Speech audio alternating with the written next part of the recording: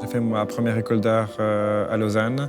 Puis après, j'ai passé 3 ans, en fait, après l'école d'art, avec avoir un atelier avec d'autres amis. Et puis on avait aussi une petite galerie, on organisait des expositions. Puis après, je suis parti à Glasgow pour faire mon master. Et là, je suis resté 6 ans à Glasgow. À partir de Glasgow, je suis parti à Bruxelles, où j'ai habité aussi peut-être 3, 4 ans. Puis à partir de là, je suis parti à New York, où maintenant c'est là où je réside en ce moment, où j'ai mon atelier, où je vis plus ou moins à 100%. Ouais. Le paysage a beaucoup de place en fait, dans l'univers visuel dans lequel j'ai grandi en Suisse.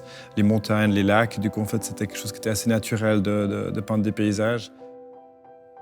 Ce qui me plaît beaucoup en fait, dans la réalisation de murales, c'est en fait, l'aspect en fait, performatif, parce qu'il y a quelque chose de très... il y a une durée en fait, qui est très définie.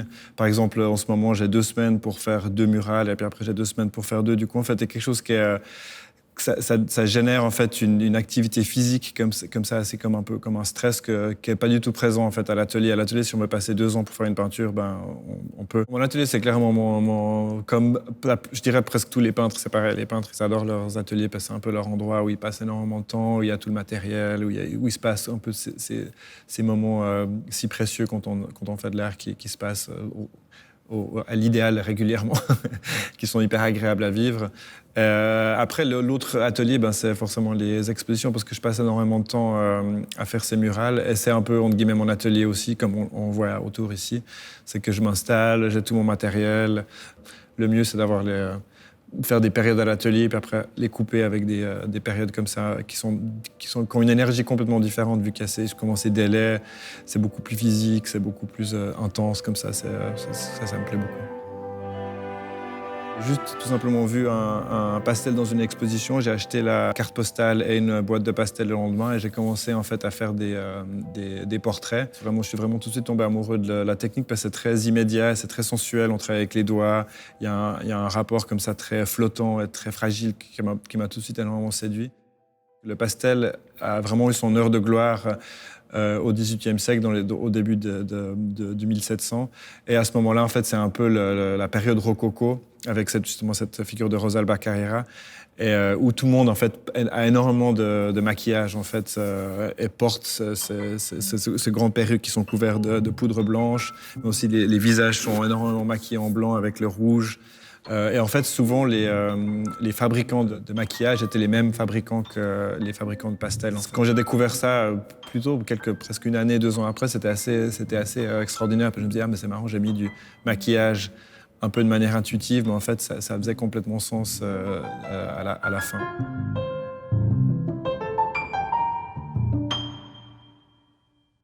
La sculpture, c'est venu un peu... Bon, j'ai toujours fait en fait des objets, en fait, entre guillemets, parce que c'était aussi une manière d'occuper l'espace qui était plus dynamique.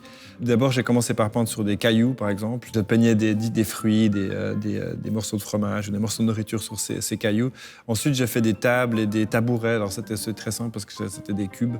Et puis, en fait, après, j'ai commencé à faire ces têtes où je me suis vraiment inspiré d'une forme de tête très générique, qui est un peu un mélange entre une tête de mannequin, une tête de poupée ou un repose-chapeau, par exemple. Et je l'ai recréé en 3D, en fait. Et cette forme en elle-même, elle a pas vraiment un intérêt sculptural. C'est que quand elle est peinte qu'elle commence à avoir une sorte de vie et une énergie, en fait. Quand elle est blanche, elle est vraiment assez en fait, inintéressante. Ça a été un peu vraiment... Ça a débloqué quelque chose, parce que je me suis dit, ah oui, en fait, il y a vraiment quelque chose de très intéressant par rapport à peindre ces formes comme ça, ces archétypes de sculpture, de visage, de corps. Et c'est comme ça que je suis arrivé un peu à peindre à refaire des différentes parties du corps en fait, que je peignais, qui faisaient assez directement écho en fait, à l'histoire de la sculpture antique. C'était un peu l'idée aussi de réinvestir cette histoire occidentale de la sculpture peinte, qui a été un peu comme ça manipulée entre guillemets dans l'histoire de l'art, et c'est un peu une des résultantes de mon travail maintenant.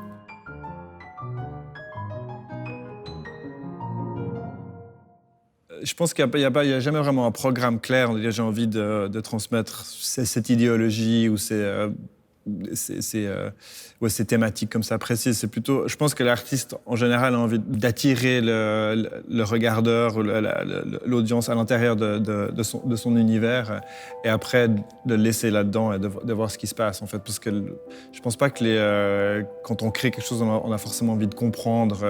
On a envie de se poser des questions à nous-mêmes et de poser des questions aux regardeurs. Et on a envie de séduire, entre guillemets. Bon, dans mon travail, c'est assez direct, la séduction, mais pour attirer vraiment le spectateur à l'intérieur d'une œuvre, ça peut être de la musique, d'un film. Et après, quand le spectateur est à l'intérieur, on a envie de le garder effectivement le plus longtemps possible.